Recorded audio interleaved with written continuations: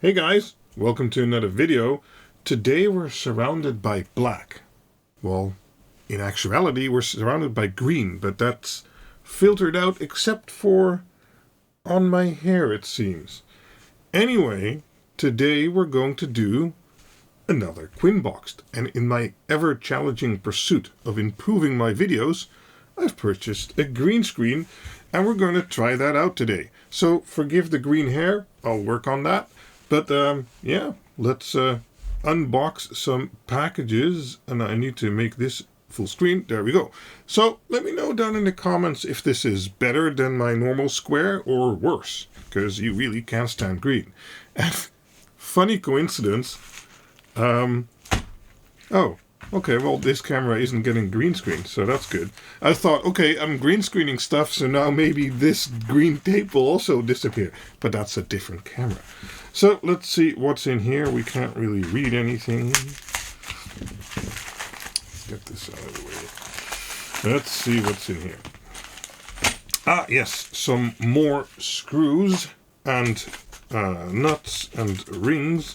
And I believe these are M2.5 because last time I got M2, 3, 4, and 5, but no 2.5, and I'd like to have some 2.5. So now we do.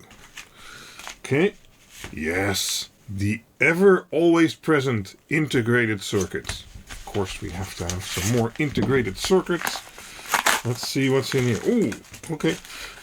You saw me ordering some microphone modules a while back for testing audio reactive LEDs, basically.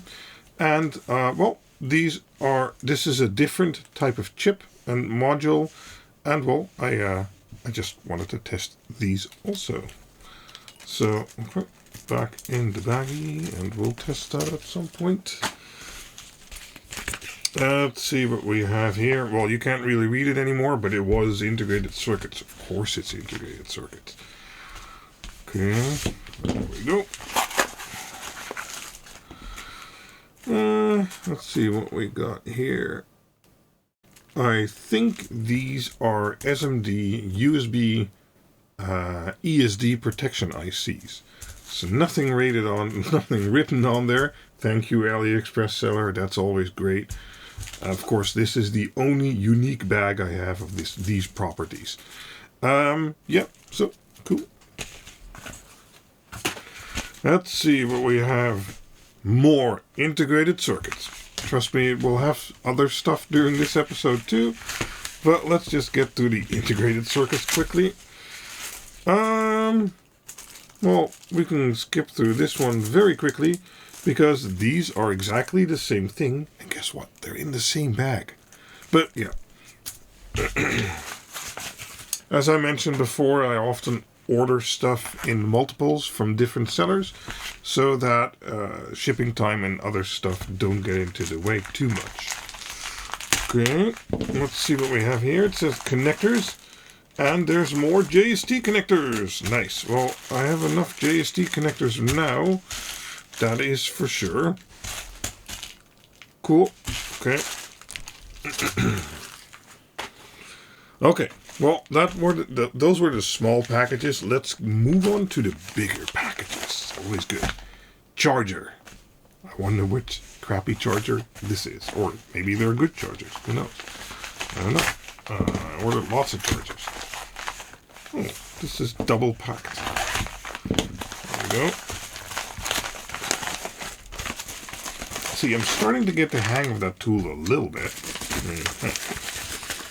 Gotta give me some credit there. Oh, yes, Choetech. I ordered some of these last time. I accidentally ordered the wrong type because I ordered the US type. But these should be the EU type. And I tested the US type with a conversion block. And I really like them. These are very capable of delivering their specifications. And maybe you can read that, I'm not sure. But I was easily able to pull 5 volt 3 amps out of them for like hours on end, and that's basically why I got them for my secret project we're not going to talk about yet. Okay, nice. So now I have some with the EU plug, and I needed some more. They're only $4 a piece, and Well, if these perform the same as the US versions I got, I like them a lot. Okay, let's see what we have here. Welding fluxes. Okay, sure. Tear it open. No improvements here.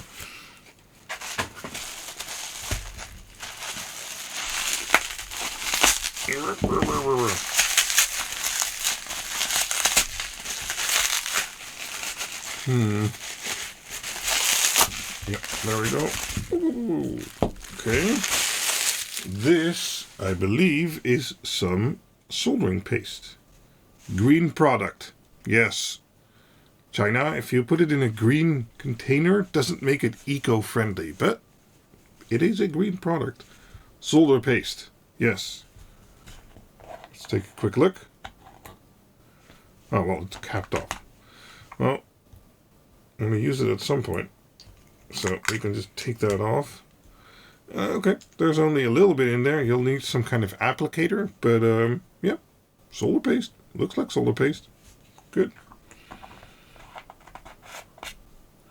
Okay, let's put that there. Put this over there. Okay.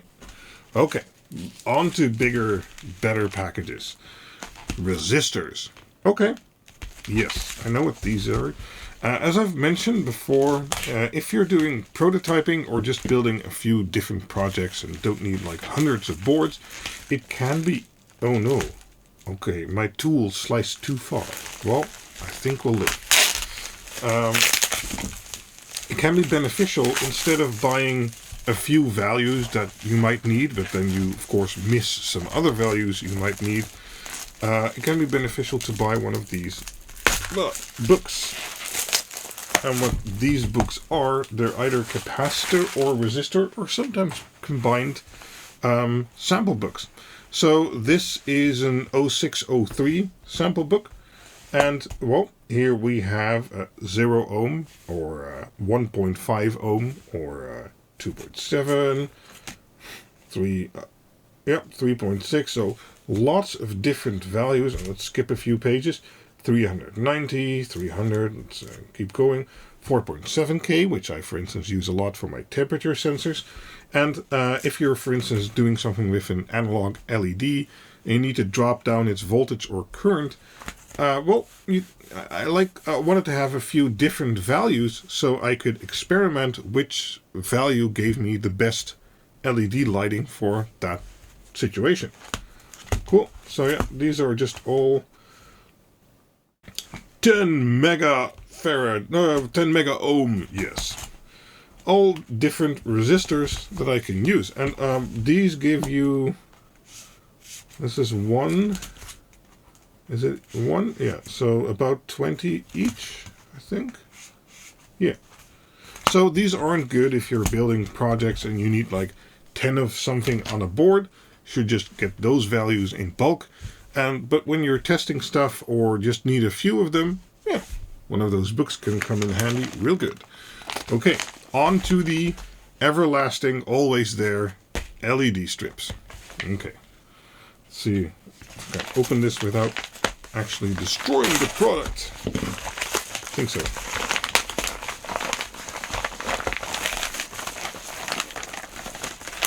Okay.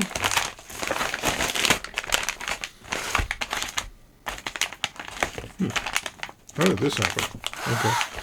Okay, whatever. The packaging material gets stuck on the actual inner packaging. Okay, yes, nice. These are WS2811, so 12 volt per 3 pixel addressable, but these are some special new variants. One of them is a high current 96 LED per meter variant, and the other is 5 meters of 144 LEDs, and then the normal current variant. But still, even 5 meters for 144 LEDs, they say it's going to use 172 watts. We'll have to measure that, of course. But yeah, let's take a look at the 69 LEDs per meter high power variant. So these should have a lot higher power than normal LED strips. But the downside is they're per 3 addressable. So, because they're WS2811, you will see the chip here. And that's either an original WS2811 or a UCS 1903. I'll list it on the screen somewhere. Yeah, cool. 12 volt.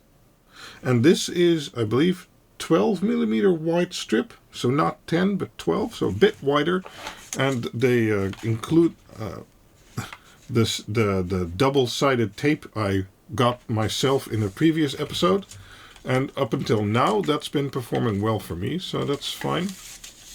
I got these in IP65. Yeah.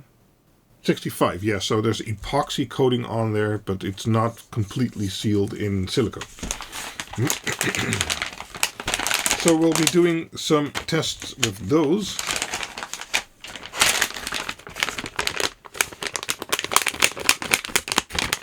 And I was especially interested in this one. Well, there we go. Because this is 144 LEDs per meter. So that's really a lot. As you can see, they're very tightly packed together. Again, this is 12 volt WS2811 or the UCS chip.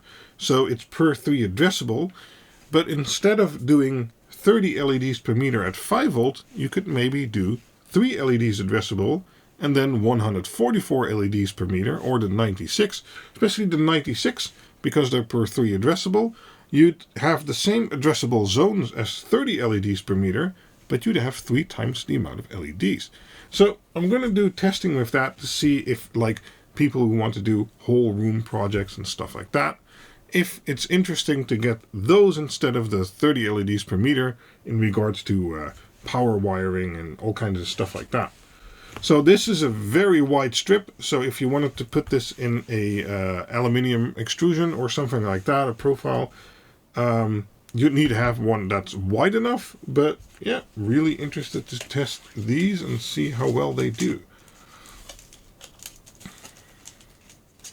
So lots more LED content coming in the future.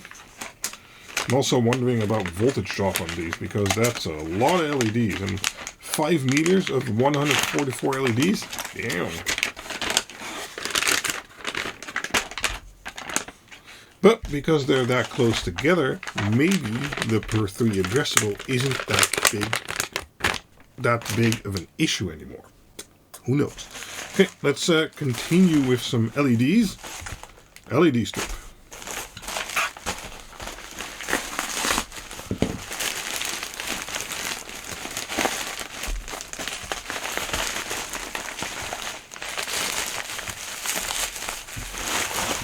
Okay, there we go. Ah, yes, this is from one of my favorite suppliers of analog LED strips. And this is actually not for a project of my own, but I'm doing this project for one of my neighbors. Because, well, they know I have a YouTube channel, and they asked, like, hey, could you help us out with some LED stuff? I was like, that I know. Come on. Ah. Sometimes it's too well packaged. Okay. Go away. Well, leave my tool. This is 2 times 2835 and CRI 95 120 LEDs per meter, 24 volt, 4000K. Now, we've seen this before, so I'll go over it quickly. But if you're looking for analog LED strip, this stuff is it. This is the shiz. It has excellent color rendering, and we'll be talking more about that in the future too. Very nice and thick strip, so lots of copper in there. You can see that by the beefy lead they put on there. Yeah, so excellent strip. Really bright if you need the brightness. Otherwise, you can dim it down with one of my controllers, for instance. Excellent. perfect white light for any situation, even for in your kitchen or workshop or something that's color critical. Those are great.